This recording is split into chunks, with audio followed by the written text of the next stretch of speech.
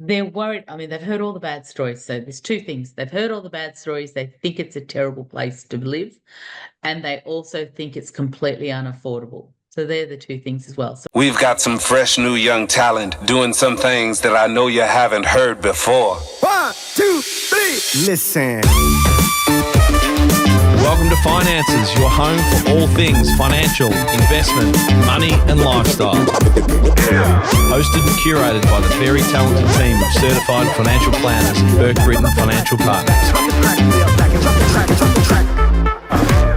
So this is the Finances podcast, episode number 114. I'm Jay Burke and I'm joined by one of my usual co-hosts, Delta Smith. Delta, welcome. Thanks, Jay. And today's guest is Louise Beattie, Director and Co-Founder at Aged Care Steps. Aged Care Steps providing advisors like Delta and myself, technical resources, tools and support to better advise our clients on aged care. Louise, it's fantastic to have you on the podcast. Jay and Delta, I think it's a very topical time for me to be here as well. So I'm excited. It's funny, when I was thinking about this podcast and the last couple of days, I think if I had to sort of priority order the inquiries that we get at the moment on financial planning topics, aged care is right at the top of the pops. It is, and I think one of the reasons for that is that it's so impactful across every one of our clients, every demographic, whether it be those people retirement planning, whether those people moving into aged care, whether it be family members around them. So I think this will be a very well listened to episode, and looking forward to it, Louise. Now, just before we started recording, we mentioned that there's been some pretty you've had a busy week, I suppose, with a few changes that have cropped up. Before we get to that, let's start with a brief background on yourself and also Aged Care Steps. Tell us a little bit about Aged Care Steps, how it was founded, and I suppose we'll get to it, but why there is such a need for your services and support. I think the population demographics themselves tell why it's important, because we have got an aging population. We're living longer, but that's bringing challenges with frailty. It's bringing challenges for people of how they stay independent, how they stay in their homes, but where and how they access that support as well. And for the kids who, I guess, in previous generations were there to support their parents, we're often busy, mum. We're living somewhere else. We've got all these other challenges. The needs and demands are just so much greater on all of us. So I saw this years ago, and I guess from my first start, I've always worked, my whole career has been in the financial services industry, helping and analysing legislation, understanding right across the board of tax and super and social security. And I've always really liked it. It's like building puzzles and jigsaws, but sometimes I must say reading bits of legislation is quite a challenging, hair-raising job as well. But I've always really liked that legislation and trying to make common sense of what is a lot of jargon.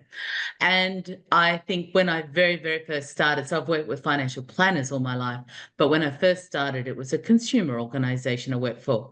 And that was where I really loved trying to make the legislation so simple that somebody who had no experience was looking at their retirement and their age pension, how could they understand it?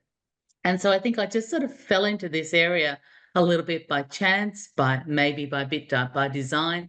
And the aged care was where I saw quite a few years ago, there were a lot of great experts in superannuation and in tax, but everybody avoided social security and aged care. So I went, why not me? I know this, I know I can do it, I can see the need. So a friend and I set up another business previous, but we set up Aged Care Steps in 2012, moved a little bit away from some of the other areas where we thought there's so many people competent, and just focused on how we deal with aged care, and not just the rules or the strategies on how to minimize fees, but also just how families can come together and create informed decisions that work best for them. And we chose to do that more by supporting guys like you, Jay and Delta, so that, there's a much a lot more people who are able to help, rather than just the few of us. One of the things that's I think really interesting. Sorry, Delta, I cut you off there, but one Okay. of the things that I find like really interesting that you as having 10 years ago or more, 20 years ago, you had this picture of what was happening with the aging population. One of the interesting things you notice with individuals is that they don't have that sort of global view of an aging population. Sometimes don't realize what they need until it's upon them.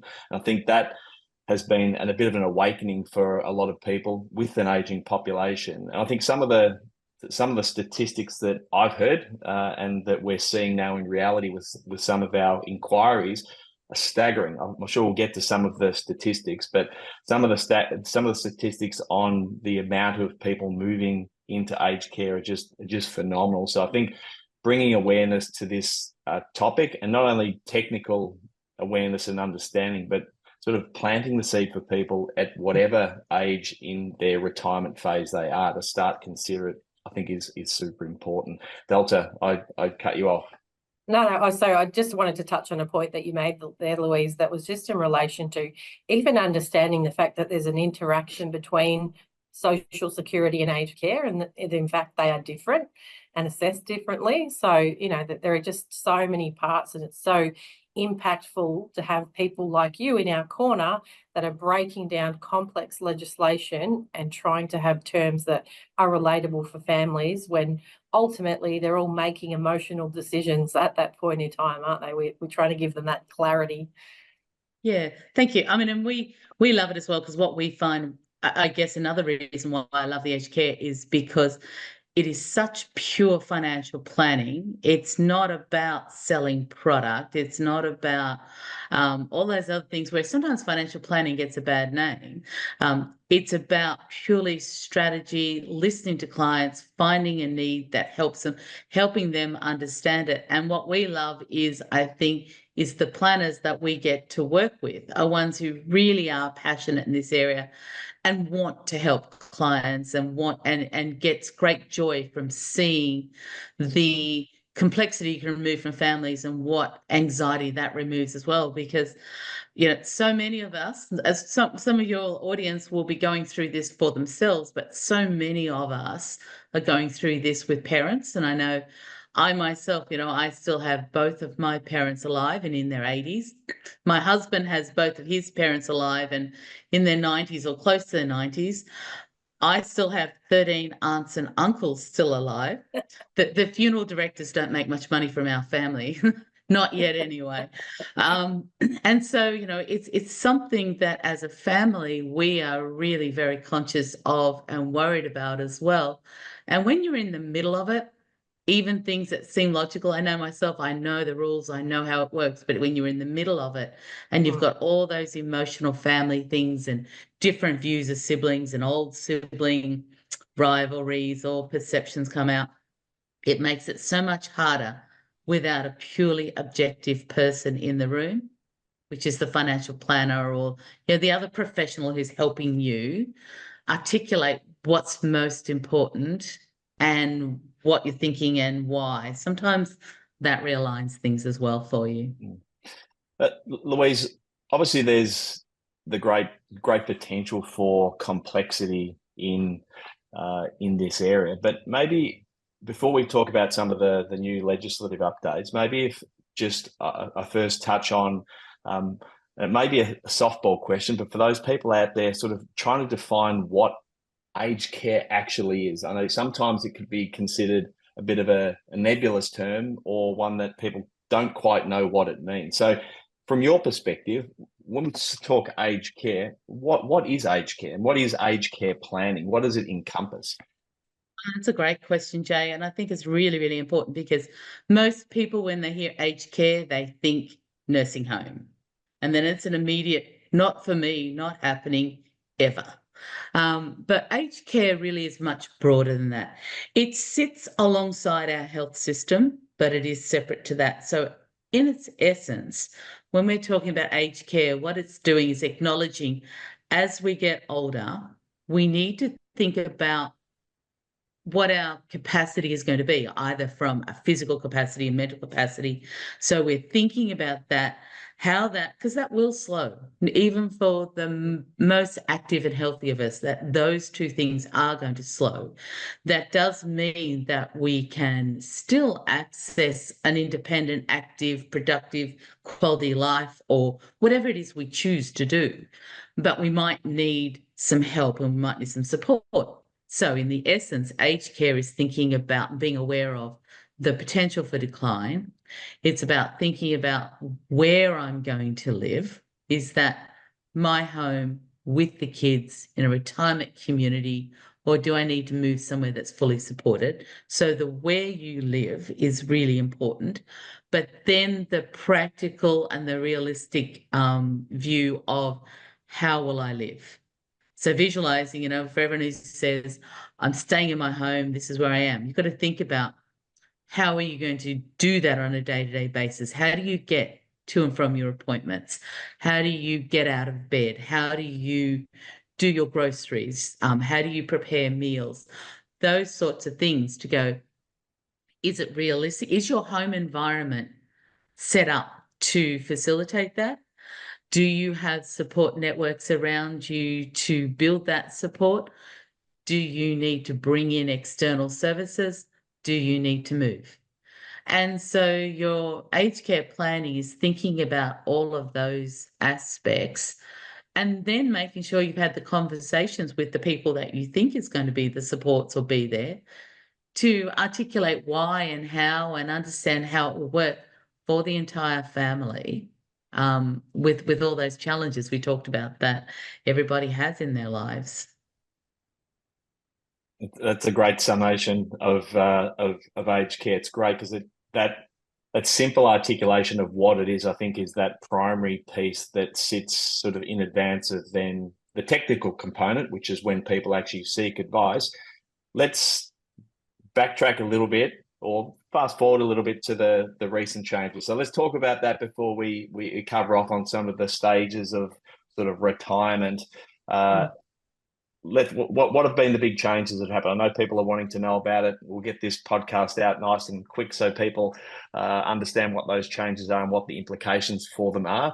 I'm sure we could spend 4 hours on a podcast talking about these, but the highlight reel of those changes. Days.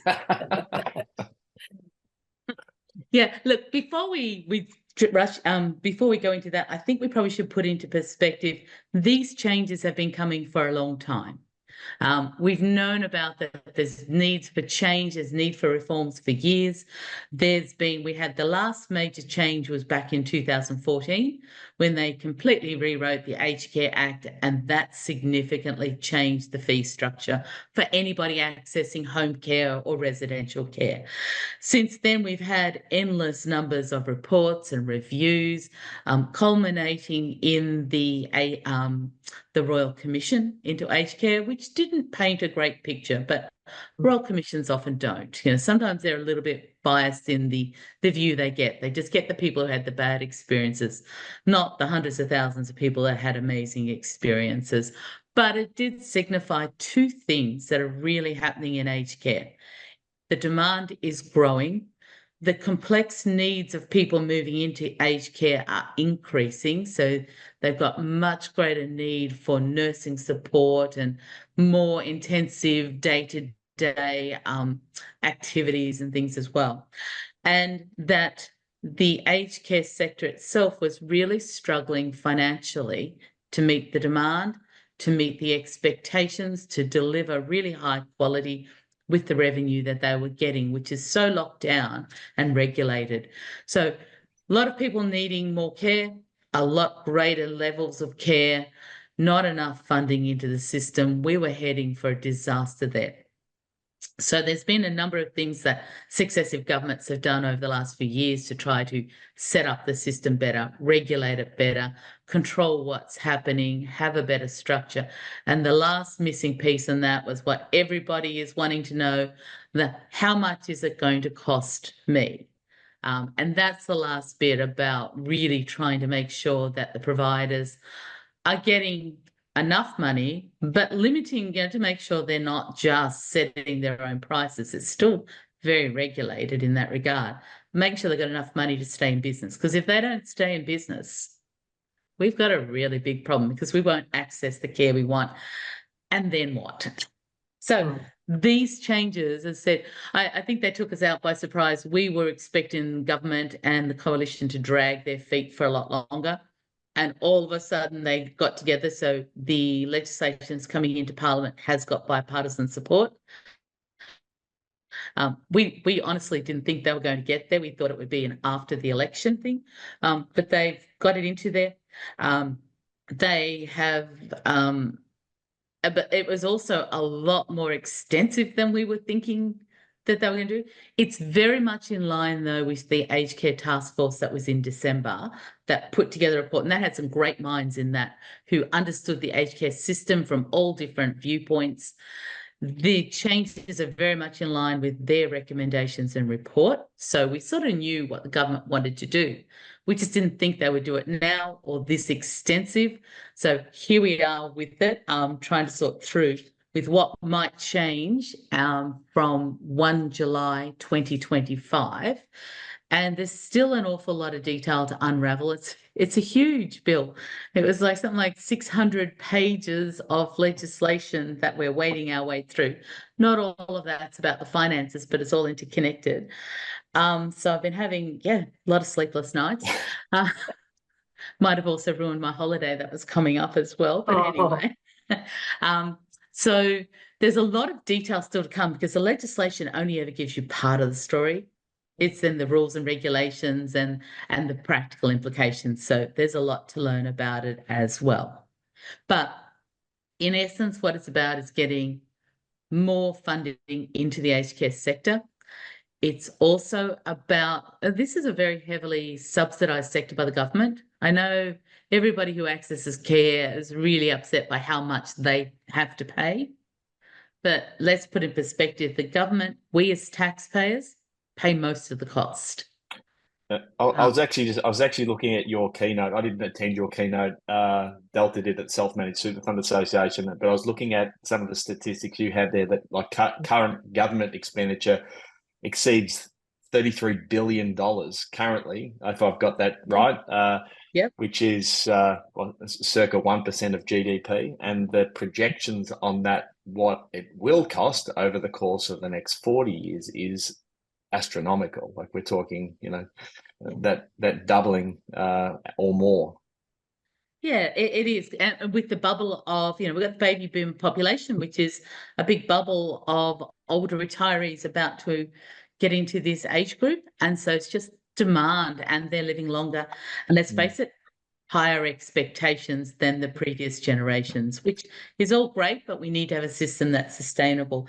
So the new changes that are being proposed, so I'm going to keep saying they are only being proposed, but we do expect they will pretty much come through. The government is not moving away from their responsibility to fund a significant part. At the moment, if we look at home care, 95% of the revenue that aged care providers get to provide home care, 95% of that comes from government taxpayers. 5% comes from the person who's getting the benefit of those services. Now, a little bit that's going to shift. The government's projections are the new rules will shift that from being, instead of consumers paying 5%, they're going to pay about 11%. So it's just a 6% shift. 89% of the funding is still funded by the taxpayer. In residential care, that proportional shift from 76% of government funding down to 73%. So still only small swings, but we do know that for individuals, their share does look significant. So let's have a look at what they are, if you like. Yeah. And we should break it down to home care and residential care. And when we look at residential care, we've got the accommodation costs and the daily fees. So where do you want to start? Louise, could I just ask at that point, could we just talk about the basics of what home care is versus what residential aged care is, just in case we've got listeners that have family members that they're looking to support and they're just overwhelmed and wondering where maybe they need to start?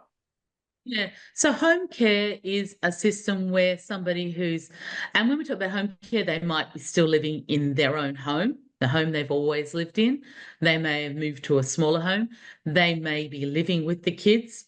They may be living in a retirement community. So any type of home arrangement that you have across the country can still, if you've got a person over the age of 65 and they need help on a day-to-day basis, they can look at the home care system that the government subsidises. Now, that's going to provide what most people have been accessing support is they might just be finding it harder to get to the supermarket and cook their meals.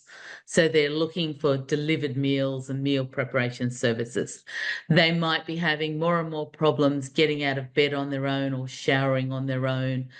So there may be support with those things. So bathing, dressing, getting from your house to your doctor's appointments or to other commitments that you've got. So those transport services, gardening, cleaning, help with cleaning the gutters, small maintenance around the house, and sometimes also modifications to your home that you might need to change the bathroom a little bit and put rails in, or you might need to put ramps at your front door to get wheelchairs in.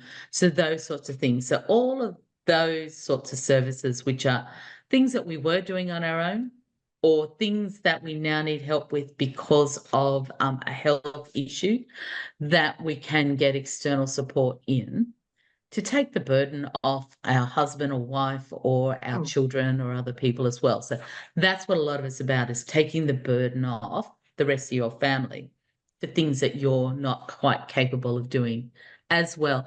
And sometimes I have this argument with my mother all the time. So the only bit of home care I've managed to get my mother to take is cleaning once a fortnight. And she will argue with me to say, I can do the cleaning. And I said, there's absolutely no question, no doubt. Yes, you can. But she also cares for my father who has dementia. She has an extraordinary amount of things that she needs to cope with on a day-to-day basis. And I said, this is just one thing we can take off your plate and get somebody else to help you with, which also might help keep her safer, because so many accidents occur in the house for people who are vacuuming or dusting or stretching. And, so I said, it can just take away some of the risk and some of that pressure so that you can do all the other things that you need to do. So I think a lot of people need to really factor. It's not you can't, but does it make sense to help keep you safe and independent in your own homes? Louise, on that point, and again, this might be I think I know the answer is anecdotally, but from your perspective, is the reluctance, you find people's reluctance to engage with services pride, or the perceived costs that they maybe have a warped perception on what the costs would be comparatively out of their pocket versus the support they get? I think yeah. Absolutely both, and I see that in my mother as well. I'd add in there, because I'm hoping she's never going to listen to this podcast. I'm hoping we could also add in there a bit of stubbornness as well. Yes. So it's absolutely pride. I've done this all my life. I've never taken handouts. I've never had support. I can do it. There's also a bit of a fear that the minute she says, I need help, that her bossy daughter's going to come in and all of a sudden take control, do things, make all the decisions, and she'll find she's somewhere she doesn't want to be. So I think there's the fear of what opening that door is going to lead to. And there's most definitely the financial side, because they hear all sorts of stories. People talk down at the club, they raise things, and there's this alarmist view of just how much it's really going to cost. And my argument is always, can you afford not to have this? Let's just work out. It's about rearranging finances to create cash flow, and what's the consequences of not getting this support. And they're often more diabolical than just spending some of the money you saved for. And I often say with people as well, we spend all our lives saving money for retirement, and we're saving for the rainy day. And when it gets to the need where your body or your mind is starting to have some frailty emerge, that's the day it's pouring rain. So getting your money out and spending it when it's pouring is a really good thing. Louise, just so we can sort of round off the discussion around home care packages, this is a little bit of a loaded question, but if we can overcome those hurdles in accessing some support, how long might we expect to wait to actually be able to provide a provider that could come in and support us at home? Yeah, we've got two challenges with home care. So at the moment, we've had some really horrific long waiting periods. Most people don't go and apply for a home care package until crisis has hit and we needed it like yesterday.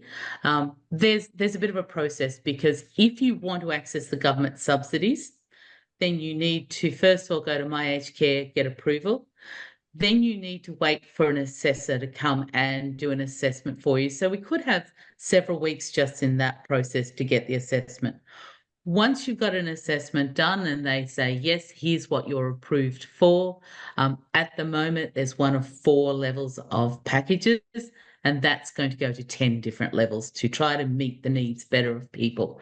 Then the wait starts, because tick of approval to say, yes, you qualify, but there's only a certain number of packages and a certain amount of money to go around. And so your name gets added to a waiting list. You need to wait for funding to become available. And that's been waits of, in the past, was up to 2 years. It's got down to about 9 months, then it's gone back to about 15 months. So we're seeing those lengthening. So that means you may be waiting a year or more to get the money to help subsidise the cost. You could go and buy it privately. So for those people who do have their own resources, don't just sit there waiting. Think about, will it make a real difference to your life? You could just go and pay for it privately while you're waiting for government funding to come through as well. The government recognises, it's not good enough. So some of the changes around moving packages from 4 to 10 levels, changing some of the rules around the funding will let the money that's available cover more people as well as bring more money in. Their aim is, but they're giving themselves a 2-year time frame to get it down to that, is a 3-month, no more than a 3-month waiting. But 3 months is still a long time too. So we do have that. The other issue, so you could be waiting a year or more, so don't muck around, get it, start the process quickly. But also too, once you've even got the package allocated, the other challenge is finding a provider who's got capacity where you live, because we just do not have enough workers. There's, the providers are really struggling to meet the demand. And so even though you may have tick of approval, the government package allocated to you, so the money's available, you may then not be able to find somebody to provide those services to you. So there's lots of challenges that will take a while to sort through. And that's eye-opening or staggering for, probably most families that are listening, thinking that, aged care is, residential aged care is the first step. No, there are many, many more steps prior, and don't wait. I think, I've listened to some of your other information, Louise, and we always encourage it, that proactive nature. What can we be doing now to plan for, those upcoming needs that we are going to have? So key message, don't leave it to the last minute. Just simple things which might be thinking about, I know we all want to stay living in our homes, they're big emotional attachments, but is it really the right place to live? Particularly if we're going to have all these issues, should we be starting to make the move to more of a retirement community or a smaller, more easily accessible home without all the stairs? Starting to declutter the home. That's one of the big issues. And it's a safety issue, and it's a dusting issue and a cleaning issue with all the things we accumulate over a lifetime. Starting to think about, how do I declutter? How do I start sorting through? And bless my mum, that's what she's been doing for the last 4 years. It's really sorting through that, because it's amazing how much we can accumulate. Starting to think about who's around, who's there to support you, looking at what's in your community, becoming, actively thinking about where I can get support, and working with financial planner to go, now how do I fund the gaps when I'm waiting or when what I'm being allocated is just not enough for me too.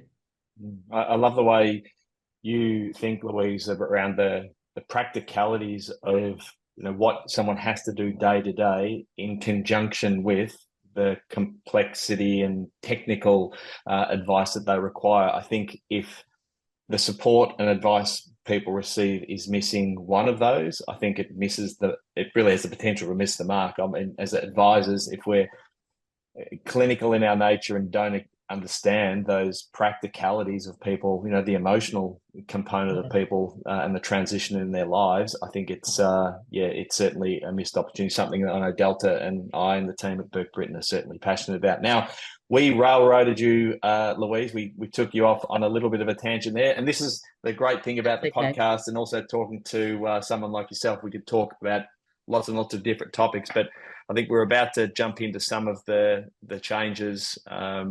So let's rewind there and see how we go. All right. So do you want to start with the home care? Perfect. If given this where we speak, if we look at the home care at the moment, once you've gone through all those hurdles, you've got the approval, you've got a package there, and what we should also explain what a package is about is there's 4 different levels.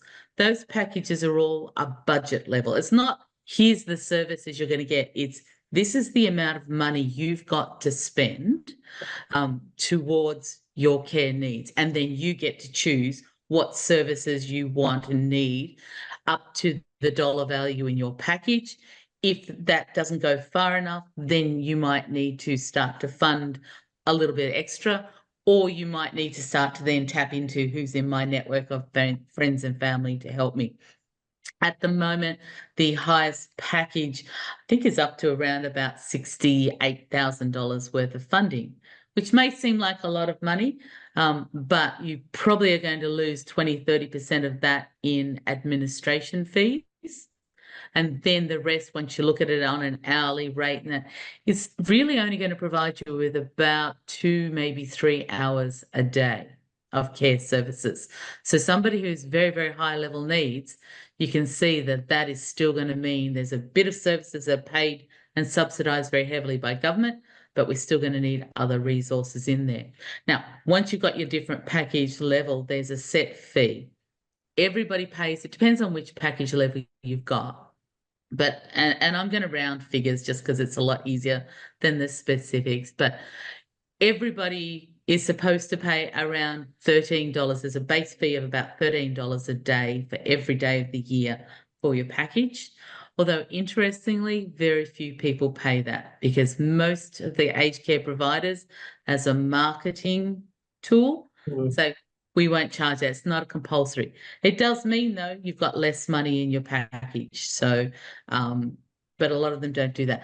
Then there's a daily fee, which is an income tested fee only. So how much extra you contribute, which is up to about $15,000 a year for the wealthier and people, is subject to income testing.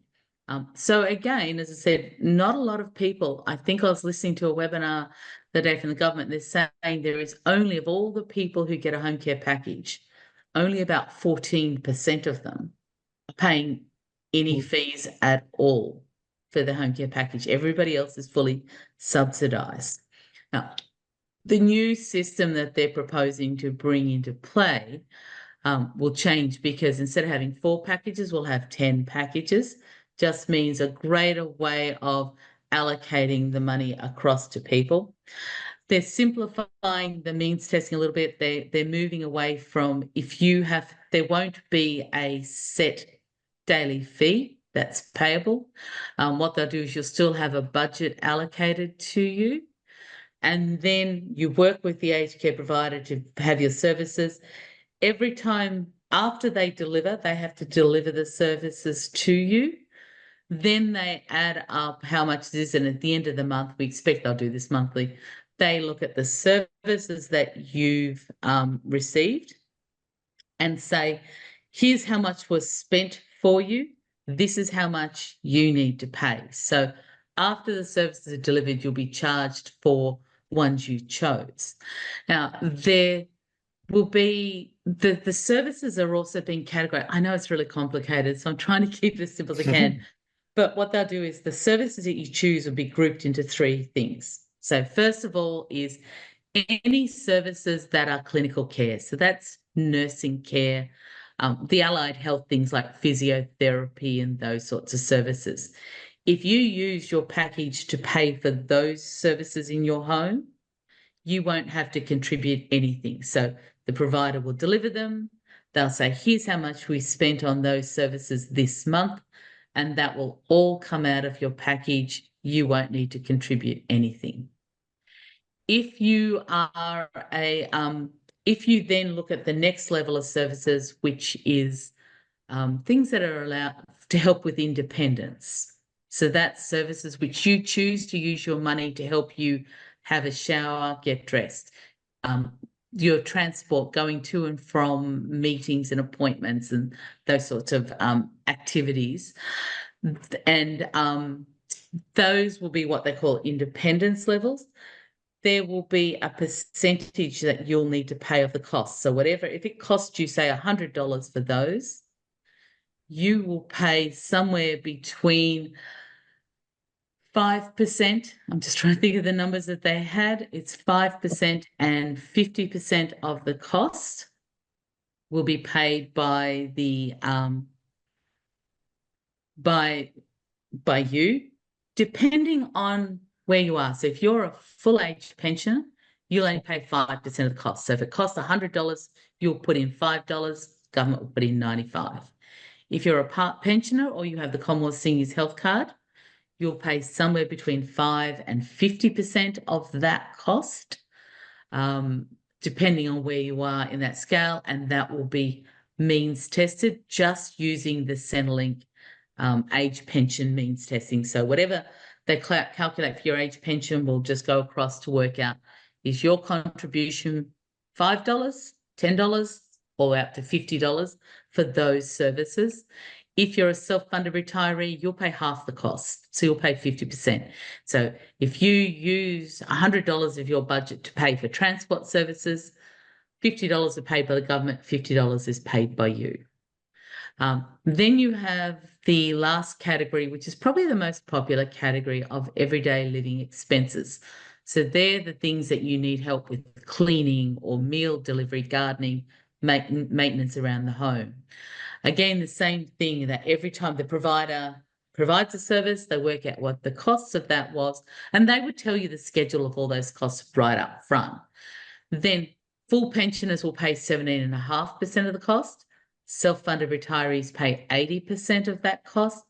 Part pensioners and Commonwealth Seniors Health Card holders pay somewhere in between the 17.5% and the 80%. So very complex system, but what it's really looking at is you've got a budget, you work out what services you want, depending on what services you choose, then you will be given, there's a dollar amount comes out of your package, and you might need to contribute a portion of it as well. Being your health needs no contribution, and then as you get down to the expenses that we all pay for every day, the contributions are higher. The other thing, though, noting is that to make sure it stays affordable, we have got what they call a lifetime cap. So the amount you contribute towards those expenses of, the independence and the everyday living, one, it's means tested how much you're putting in, and then there is an absolute overall cap of $130,000 right across your life cycle. So people who are wealthier or who have care needs over quite a substantial number of years at least know there's this finite amount that they would have to contribute, which helps with your planning over time as well. And obviously that threshold will be indexed as well. Would you forecast more people will be needing care for longer and reaching those lifetime caps, given the ageing population, but the extended life expectancy? Possibly. If people started, let me caveat, if people started to access care needs when they really needed to, I would say yes, we probably would get towards those thresholds. But noting that, The caps are probably, if you're a pensioner, you're never going to pay that much. Even if you're a part pensioner, you probably will never get to those limits as well. It really is our self-funded retirees who've got lots greater capacity to fund it, that they are the ones that are probably looking at those numbers. But I think because people delay accessing home care, again, they possibly, not many people get to those limits. At the moment, I should say, we have a cap already. It's about $80,000, so it's a lot lower. Very, very few people even now get to that $80,000 cap under the current rules, let alone get to the 130,000 under the new rules. Mind you, though, the current system is income tested, where the new system will be asset and income tested. And there is probably greater contribution fees for some people as well. It's complex. It is. It's why people need you guys to be you need our team to be working it out to help you, Jay and Chelsea, you two be able to interpret it so that the clients don't have to know all the rules. They just have to, because it's much easier when you can look at your own individual situation. It's really hard when we're doing this whole broad general, here's how the whole system works for everybody. It's easier when you can get your own specific details and numbers. And unfortunately, we're rebuilding all our calculators to be able to do that as well now. So that was the home care packages, Louise. What was next? Okay. The next thing then is saying, well, what if it's not home care? Because remember, home care could be in your home, could be in your kid's home, could be in a retirement village or land lease community, those things. When your needs become too much to live completely out in the community and you really are needing full-time supported care, or the costs are high and we want to try to get better economies of scale by grouping in with other people who need those, that's where residential care comes into play. So residential care is about combining where you live and all of your care needs into one package. Now, broadly, we've got two things that we need to fund in residential care. First thing, because what I often say to people is you think about if you're moving to residential care, what you're really doing is you're moving to a new home. Something's changed, and we do this all our lives, something changes in your personal situation. You move jobs, your family grows, your kids leave home, you want a different lifestyle, something changes. We said, the house I'm living in doesn't suit me anymore. I need to find a new house. Aged care is exactly the same when we're looking at the residential. My physical, my mental capacity has changed my life. My current home's just not suitable anymore. I need to move to somewhere that gives me a safe environment and all of the support I need 24/7, 365 days a year. So that's what residential care is all about in the absolute essence there. So the first thing, anytime we move house, what do we need to do? We need to either buy or rent that house. So aged care is exactly the same. We're not going to have a title deed that says we own this place. What you've got is a contract. So we're either going to have to buy the right to live there, or we're effectively going to pay a daily fee for that right. So I often say to people, think about it like buying or renting the room. I love this context, Louise, this perspective. Because the tendency when people are talking about moving into aged care, we start throwing around terms like RADs and DAPs and just mind blown. Like what the hell does that actually mean? When you said exactly as you point, you're changing your home, your location, and you will need to do what you've done previously, which is either decide financially, work out whether or not it's best for you to buy or rent.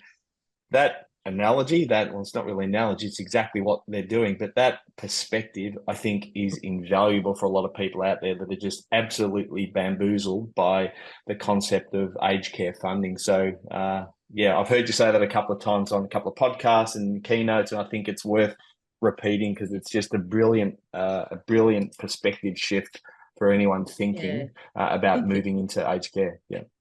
What it can also do is you're right, that makes it much easier. If we talk about all the rules and just the jargon and the concept, too many things to memorize.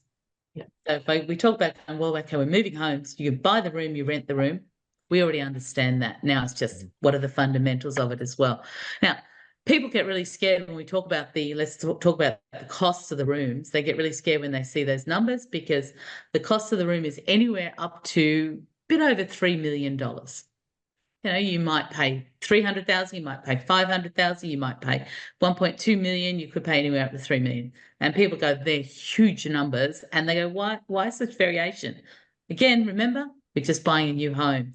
If you want to buy a home in Australia, there's a lovely apartment in Sydney, which I would absolutely kill to live in, but it's something like $168 million. So there's no chance I can afford to even rent it, let alone buy it. But we have this diversity of property prices because of location, quality of build, access to amenities, size, you know, all of those things that affect how much does your house cost, affect how much does it cost for a room, because somebody's had to buy land, put a building, you know, provide facilities, all of those things as well. On average, I think the average is about probably pushing close to the 500,000. But it does depend on your location because supply and demand is very much a factor in this as well. So that system will still apply. The aged care provider gets to choose how much they want to charge the room based on what they need to have provided it, because often they've had to borrow money to build and things like that as well. So they can choose that. Current rules, if they want to charge over $550,000, they do need to go to the government and put forward a business case, get approval and say, this is why we think our room is worth more than that. Now that's a number, excuse me, that was a number that was set back in 2012. In that last 13 years or so, property prices have increased significantly. Building costs have just astronomically through the roof. So that number needs to increase. So from 1 January 2025, that number will go from 550,000 up to 750. Doesn't mean all the room prices are going to jump by $200,000. It just means providers will have a little bit of an easier pathway. If they need to charge more than 550, they'll be able to go up to at least 750 before they have to go and get a business case done. Because it's still possible for them to charge more than that. A lot of them charge less than that. But we may see some prices shift. We may start to see a little bit of an increase there as well. Now, for people who are paying, again, a lot of us, when we move from one house to another house, we choose to say, well, I don't need that house anymore. I'll sell it to buy my new house. So again, we have that same thing in residential care, that people might choose to sell their home to find that lump sum, the refundable accommodation deposit, the RAD, to buy the room in aged care. What again I often say is it's like if it costs you $500,000 to move into a room, it's not lost money. That wasn't $500,000 less you have in your wealth or for your estate to pass on to your kids. That's just $500,000 you still have sitting in a different location. It's now sitting in the RAD, which is a refundable accommodation deposit. So the money, if you pay $500,000 for your room, when you leave or you pass away, that $500,000 comes back in full under the current rules.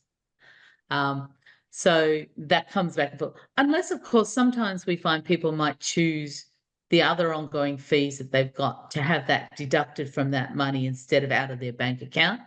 Then you're obviously spending some of it, so that reduces how much is refundable. One of the changes, so it's refundable. There's also absolutely no risk because it's government guaranteed. That provider, something really bad happens and they go into liquidation, your money's safe.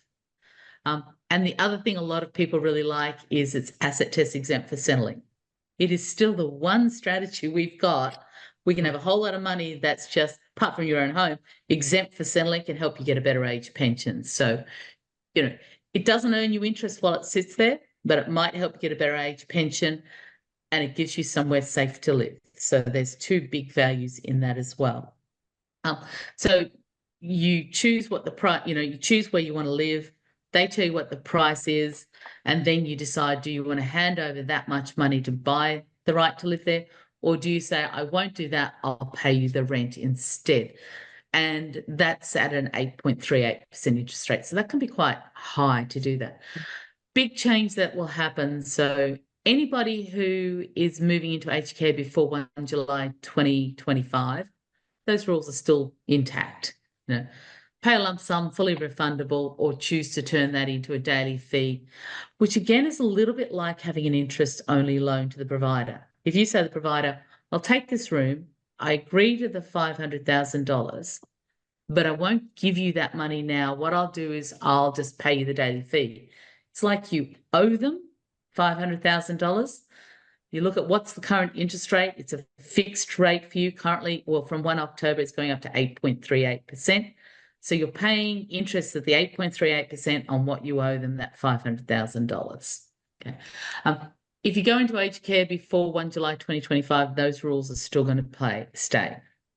But if you move into residential care after that date, there will be a retention amount deducted from that money you pay. So if you pay that lump sum, the provider is going to be able to take out each year 2%, and they get to keep that. And that's just about giving them a bit of extra money to help fund and maintain and invest in their building, because half the aged care providers are making a loss on their property portfolios.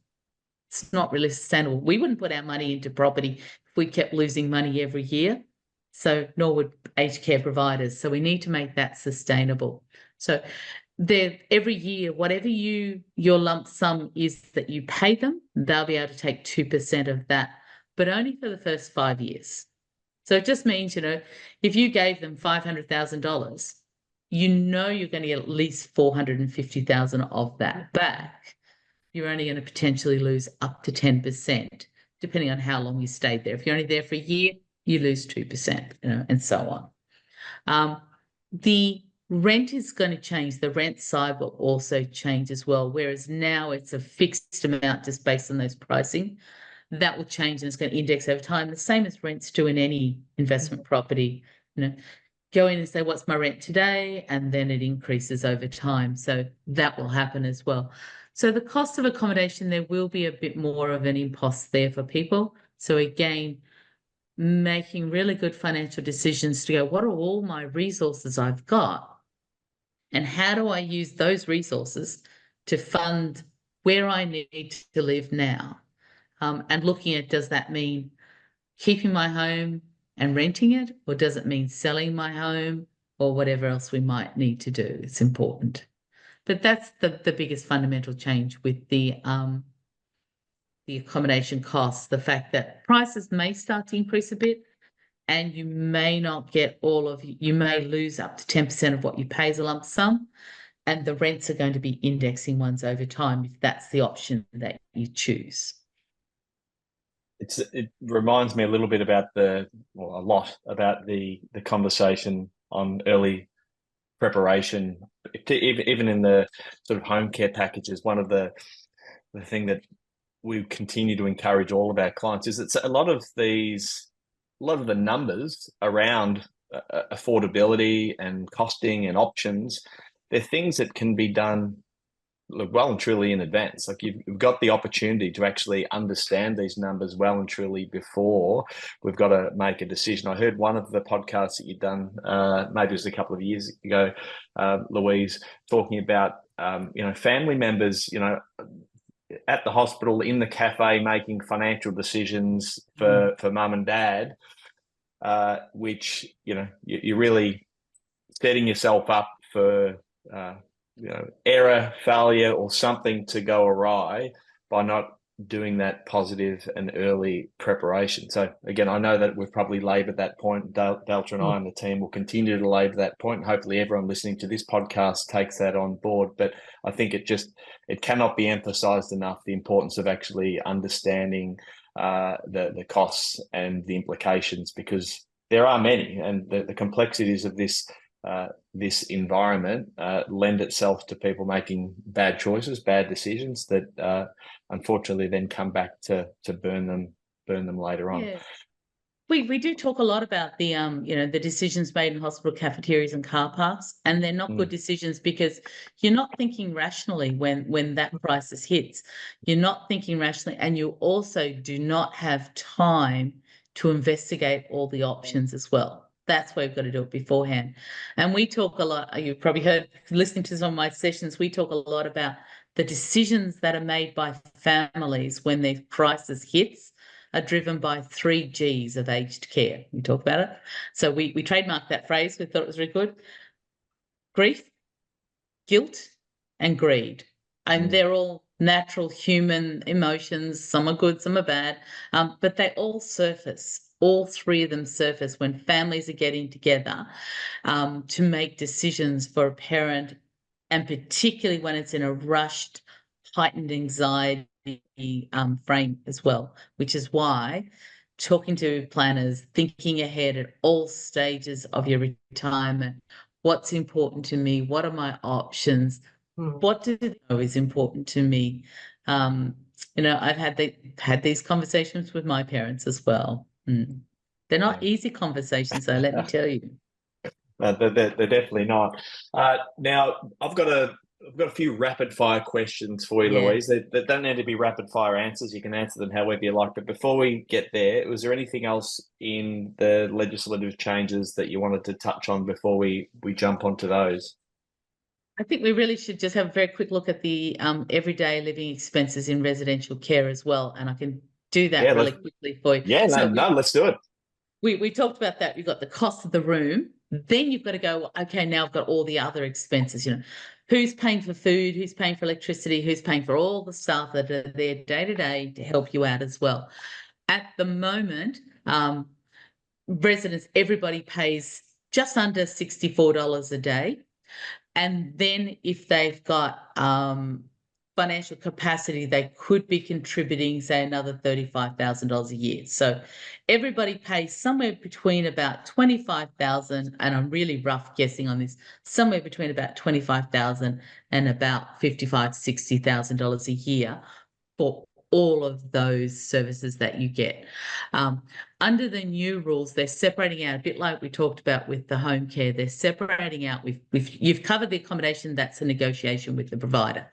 The basic daily fee, what they're looking at is that's $64 a day, might increase by another $12.55 a day for people who have assets over about $238,000. So there's some thresholds there as well. So potentially the basic daily fee, which is covering all your meals, electricity, heating, cooling, which you're currently contributing $64 a day, could go up by another $12 a day for people with higher levels of assets and income as well.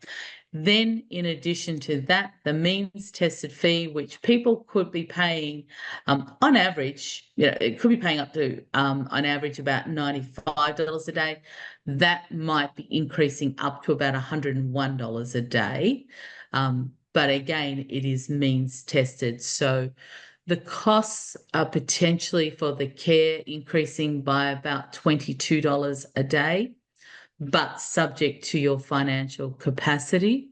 And remembering the government's still funding 73% of all the costs in there as well. So they're trying to get something that's a little bit more affordable and sustainable there as well. We have got lifetime caps on there. Some changes are going to simplify the way they've worked up until now as well. And also too, noting, these are all changes that come into play from 1 July 2025.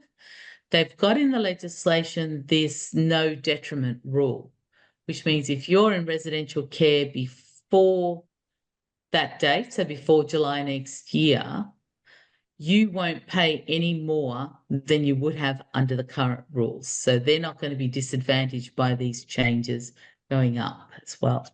And we've also got, for people who are really panicking, thinking, but I just don't have capacity, I can't meet any of these expenses, there are more subsidies the less assets you have, and there's also financial hardship. If things really go bad and things just can't work out for you, there are some financial hardship provisions to get extra discounts, extra subsidies to support you through your care needs. So we're trying to have a system that doesn't leave anyone behind.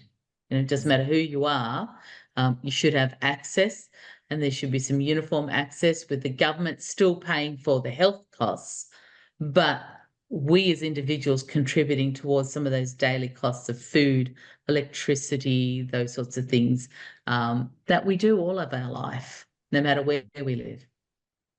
Louise, just to maybe wrap up the section around fees, could we just talk on service fees or additional service fees? They sort of have different names depending on different facilities, because that seems to be something we're seeing more of.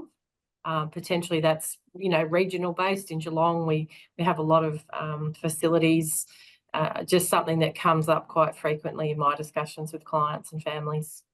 Yeah, it is our problem box of fees, isn't it? Because the accommodation one, we can get that and make, the choices we make determine how much we're paying. The basic daily fee, $64 a day, is affordable to everybody.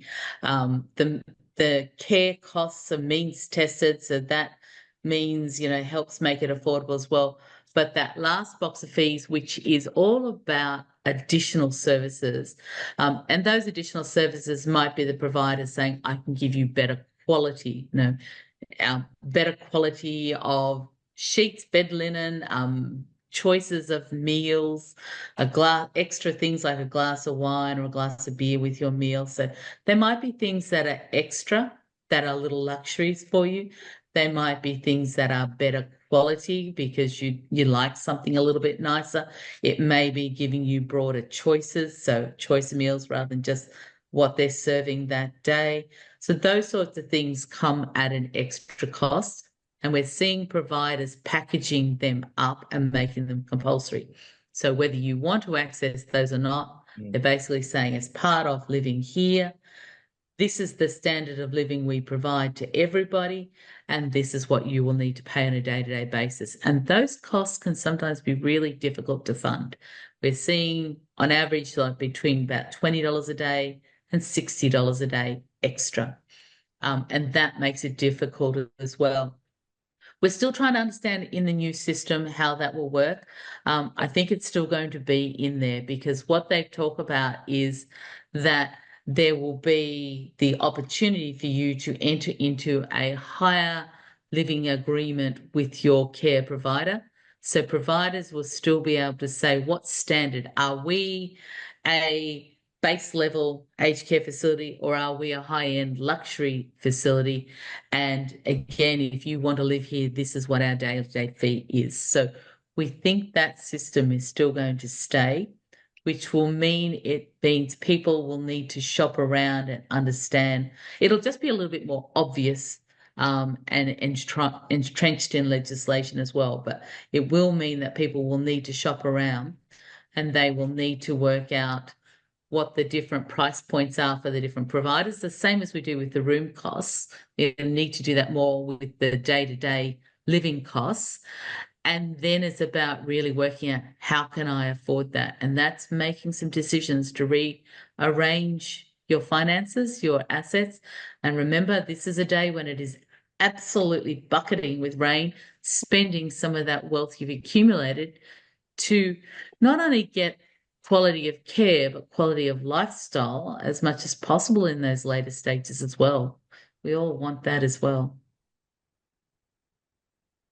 Beautiful. Now I might launch into a couple of my rapid fire questions. Louise, again, the responses don't need to be rapid. These are probably, I'd say that they're some of the most common questions or queries that would come our way, and some of them are in the sort of the client's language. Probably the first one you've addressed to some degree, but what do you say to people who say that aged care is unaffordable? Yeah, I think you need to put it into perspective around as well.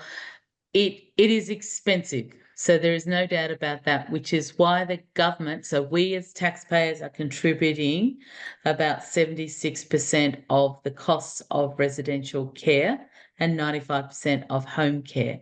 Now, most people have got capacity to accumulate a bit more about that as well. The cost of the actual care, we're looking at residential care, as I said, the cost of care is somewhere roughly between about $25,000 a year and about $60,000 a year. That gives you everything. That's all your meals, that's all your electricity, that's all of your entertainment, that's all of the staff that are looking after you. That is everything. Apart from your own personal expenditure item and those extras that we just talked about as well. So is it unreasonable to be spending $25,000 to $60,000 a year for all of our living expenses? And noting too that that's means tested, so those who don't have the financial capacity will be paying even less than that as well. So I think it's in that essence, it's a very affordable, it's matched to our individual capacities. And we need to accept that this is not just healthcare hospital, this is where I live, how I live, my day-to-day expenses, and I have a personal obligation right throughout my life to fund that. And if we don't all contribute towards it, we won't have a system at all. And that will be worse. Such great context and sort of matching to people's means and capacity. I think that gets lost in the noise of the system sometimes. Next question: what are individuals or families' biggest concerns around aged care? I think they're worried. I mean, they've heard all the bad stories. So there's two things. They've heard all the bad stories. They think it's a terrible place to live.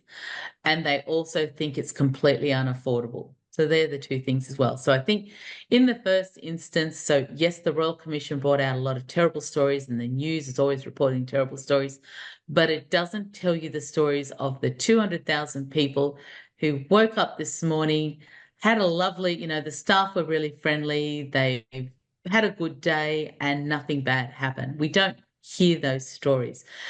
Aged care facilities have changed a lot from what they might have looked like in the past as well. So I think for people who are saying this could be in my future, I'm not sure about it, go and have a look at some. They often have open days and or just volunteer to go and talk to people. People they're lonely in there and they need somebody to just come and read them stories, to rub cream in their hands, to be there. So maybe find a way to go and visit aged care facilities, get to see what they're like, because some of them are very nice resorts. I wouldn't mind living there myself, I think. But so I think overcoming that fear about what it's all about by seeing it and by understanding a little bit as well. The financial side, as again, I think in most instances, if you are making sensible decisions using your finances, getting advice from a licensed financial planner who's really qualified to do this, will take away a lot of that fear as well. Beautiful. I think that idea of actually spending some time visiting facilities is amazing advice, and it's amazing advice for advisors too. I think the importance of the people that are providing advice is important, that, as advisors in Geelong and in Golden Valley, the Shepparton region, that we've got context and sort of real boots on the ground understanding of what's actually out there for our clients, rather than just looking at the technical components. It's super important for us. And don't treat them like the enemy as well. I know I hear a lot about it, about these big, bad, terrible aged care providers and that. They're human beings that are doing a job that is so important in our society that we either can't or don't want to do ourselves. So nobody gets up and says, how can I make everybody's life miserable today? They're doing what they can with the resources they've got. Might not meet our expectations every time, but overall, there's some really fabulous staff and some great places. We just need to give them a bit of support and understand it a little bit better too. Yeah, and continue to build relationships with them. I think it's one of the, we consider the importance of relationship building with all the other professionals that sit around the outside of our clients, and the support and the people, the administrative support that they get from aged care facilities and providers is another relationship that both families, our clients, and also the advisors need to continue to build on. I think that is evident without a doubt. What would you say are what's the most common mistake people make in aged care planning? Not planning. Yeah. It's really that simple. I think if you have done the planning and you have looked at the numbers and done properly, then things you can make it work to the best of what your capacities are as well. So definitely not planning. But I would also elaborate on that is also getting advice from people who aren't licensed financial planners. I think that's a mistake because you don't have all the protections and you don't have professional indemnity insurance and external complaints resolution and those sorts of things. So I think you need to plan. You need to seek advice from a licensed financial planner who's qualified in aged care. And I've lost my thought there, what the third one was. Probably edit that bit out. That's all good. A bit of an Well, Alzheimer's moment. I think my next question flows into that. And again, Delta and I could probably do our own sort of personal pitch on the value of advice. But from your perspective, what is the value of engaging an advisor for advice in aged care? Like, what are some of the specific value adds that someone would benefit from in actually seeking advice? Yeah, so I think if you're seeking advice from a planner, the really key thing is an objective voice in the room that can help you navigate through all the family intricacies and emotions. Being able to put on the table all experience. So objectivity, experience, expertise. That's what an aged care provider brings, which gives you peace of mind and certainty to make the decision you want. Because sometimes it's hard when you're in the middle of the picture to be able to know what are all the options I've got. You might have misconceptions around it. Whether to sell the house or keep the house is a very emotional decision. And so sometimes, a financial planner's role often isn't to say, this is what you should do, but it's to show you if you choose to go down the pathway of keeping your home, here's what you need to know. These will be the challenges. This is how you make it work. If you choose to sell your home, this is what the challenges will be. Here's what you need to understand. Here's how you make it work. So I think being able to put all of the options very objectively on the table so that they can look at them and make an informed decision. And that can give you peace of mind. It can save you time. It can help avoid family disputes or at least navigate through those family disputes.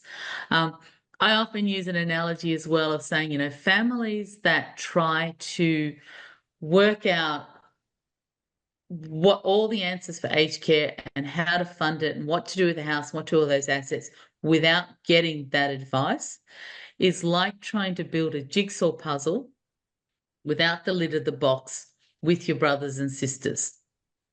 That is always going to lead to absolute disaster. So the financial planner is going to bring you the lid of the box and help you see exactly what the picture is you're going to build. Save you a lot of stress and give you peace of mind because you're only going to get one, or if you're me, you might get about 20 different attempts at this. By the time I've got 2 parents, 2 in-laws, 13 aunts and uncles. But for most of us, we're only going to get to do this once, and we can't afford to make that mistake because it's with our most valuable assets, it's our parents. Mm. Yeah, it's so true. And that the objective view piece, I think, is and in all aspects of financial planning, I think it's our superpower, the ability to be emotionally removed from a client's situation to the degree that we can actually see what's going on with a sort of a helicopter view. And it doesn't. Most people aren't immediately thinking when they're talking about aged care. They're not immediately thinking about protecting the estate, decisions around investments, managing cash flow, managing risk.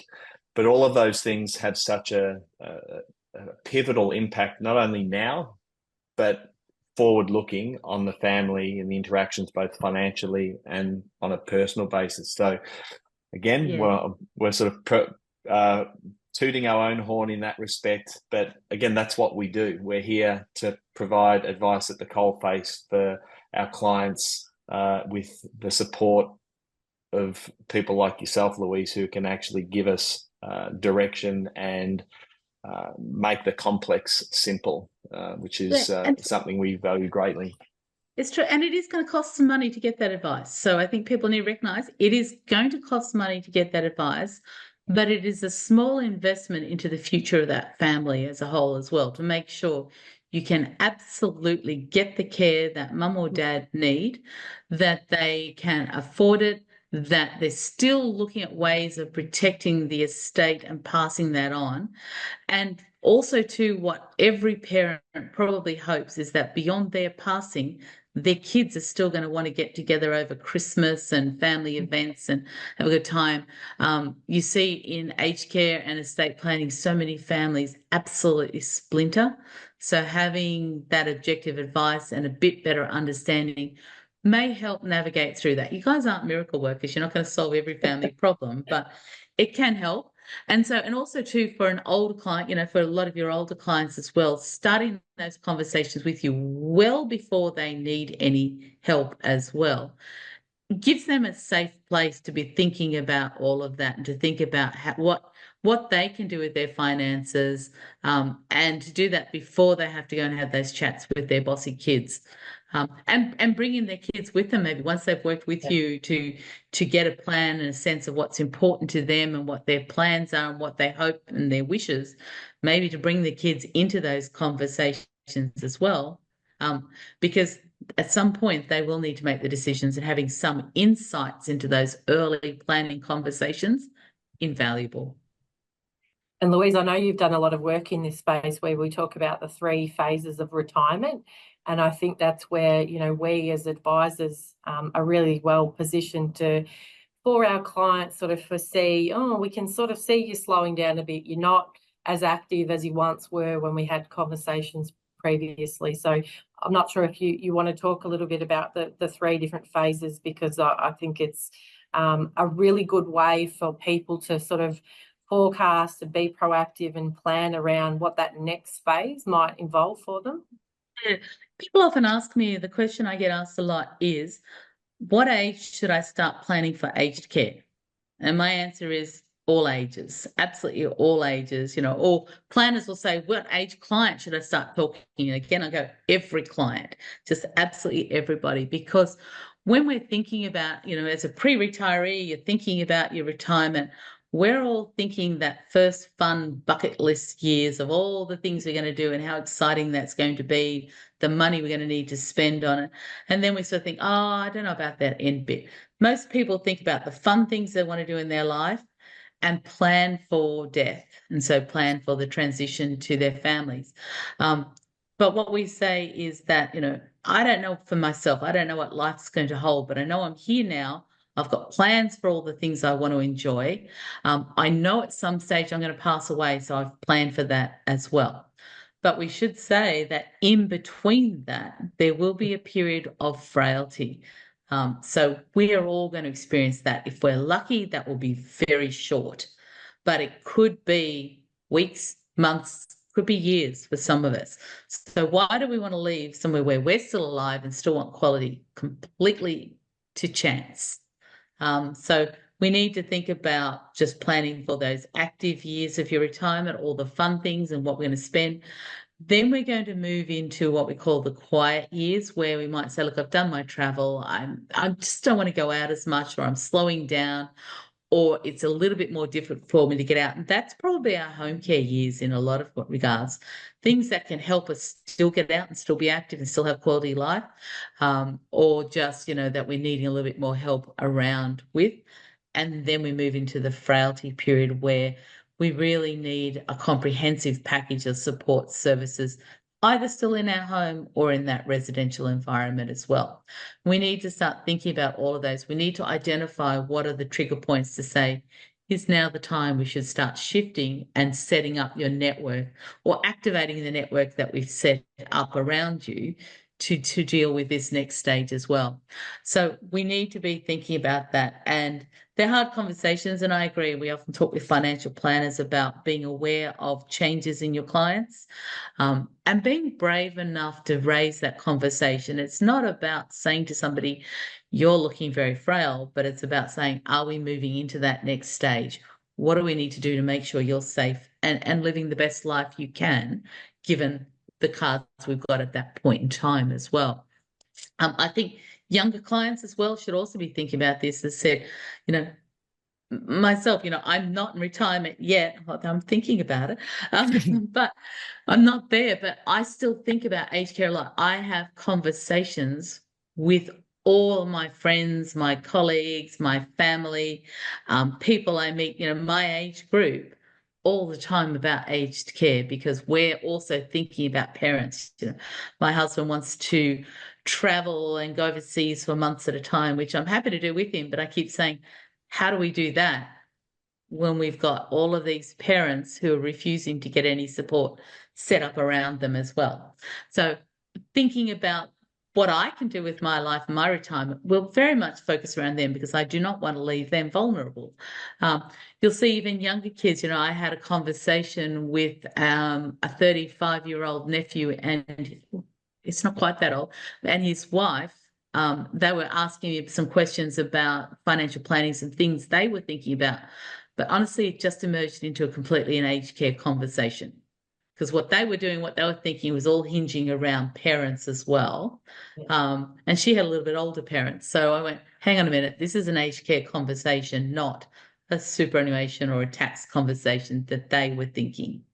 So again, it does creep into all parts of our psyche, whether we're wealth accumulators, pre-retirees, in that early active phase of retirement, moving into our quiet years of retirement, or sitting in the frailty years.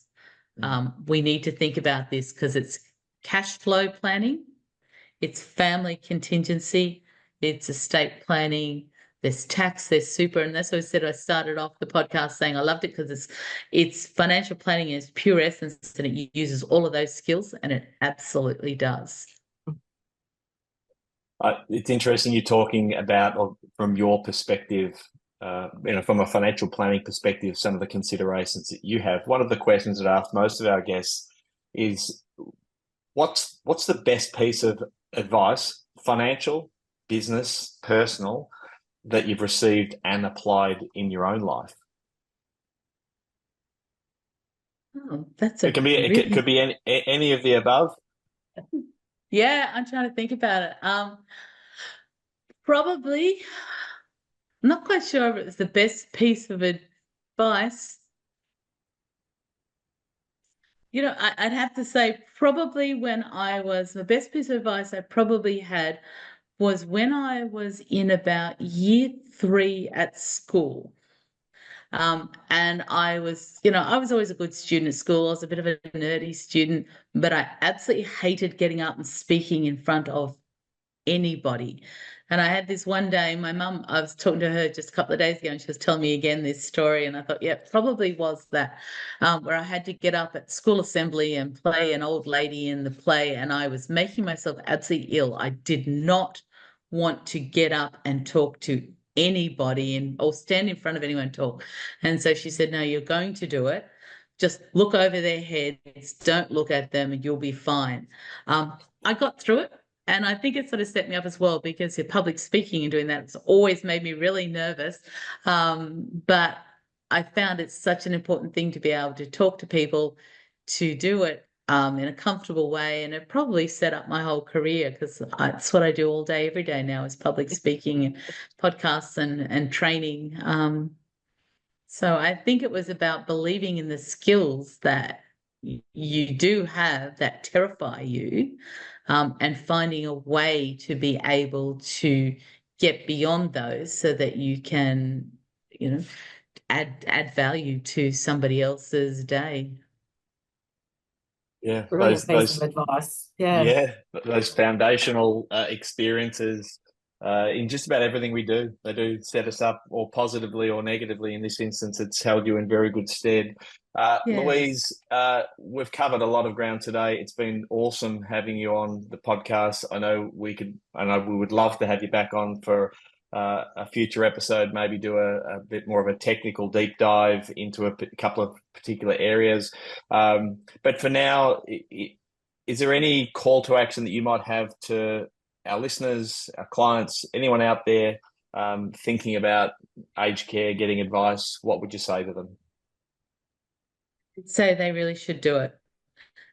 It's something we don't want to think about. It's something we hope never happens to us. But when it does happen, being prepared is so super important. So I would suggest start the conversation with financial planner, start thinking about what's important to you as a person and to your life. What would you be prepared to give up? What are you not?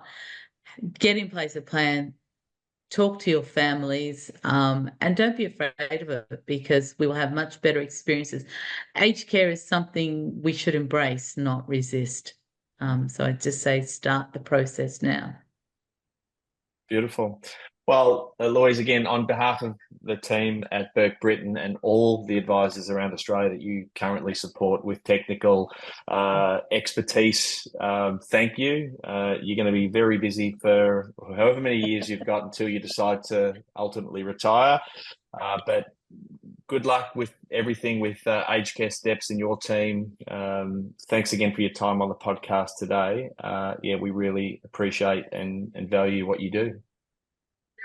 It's been really good to be here and just to try to get as many people out in the community as we can thinking about it and understanding aged care is a great thing. So thank you for doing this podcast. That's a pleasure. Thanks again, Thanks, Louise. Okay. All good. Thanks, Louise. That's okay. Hopefully it's okay. It was Probably brilliant. not technical. I'm sorry we've run over time, but we could probably sit here for the next hour and just keep mulling over so many different aspects of aged care. So thank you. Yeah, there's a lot to cover, but that's okay. And we'll do another one another time. Yeah, we'd love to make this a semi-regular thing. That would be great to, again, as I said, it was, with complete honesty that we said that aged care advice is right up at the top of the pops in terms of requests we get at the moment. So I think the more we can continue to get the message out there amongst our existing clients, even though we've got great relationships with them all, sometimes having another voice, a third party that's reinforcing what we've already spoken to them about can be super valuable. So you could probably do another one about just putting some real numbers and just sticking to one part of it, just doing home care and going, okay, here's an example, this is what it would cost, and also do you need to move now or afterwards as well. So we sort of didn't get into any of those bits, but well, it's a good fallback episode, one that people can refer back to, understand a little bit about your background and a broad overview of aged care, and let's deep dive on one particular topic in the future. But thanks again, Louise. We really do appreciate your time. Thank you so much. Day and weekend. Okay, Thanks, bye. Louise. Cheers. We hope you enjoyed today's episode. If you're keen to understand more about how financial advice could benefit you, follow us on Instagram, Facebook, and Twitter at Burke Britton FP, or Google Burke Britton Financial Partners. Check out our client reviews, testimonials, and make a time to meet one of our certified financial planners by clicking Book Now on our website. Thanks for listening. Any information contained in this podcast is of a general nature only. No account was taken as to the objectives, financial situation, or needs of any particular person. Therefore, before making any decision, listeners should consider the appropriateness of any information with regard to their particular objective, financial situation, needs, and seek independent advice from a licensed professional specific to their circumstances. All right, hit it. That translates to, don't be a moron and act on what some random person says on a podcast. Take personal responsibility, do your homework, ask questions, and speak to an actual human that knows what they're talking about before you do anything. PB Financial Solutions Proprietary Limited, trading as Burke Britton Financial Partners, are authorised representatives of AMP Financial Planning Limited, AFS, licence number 232706.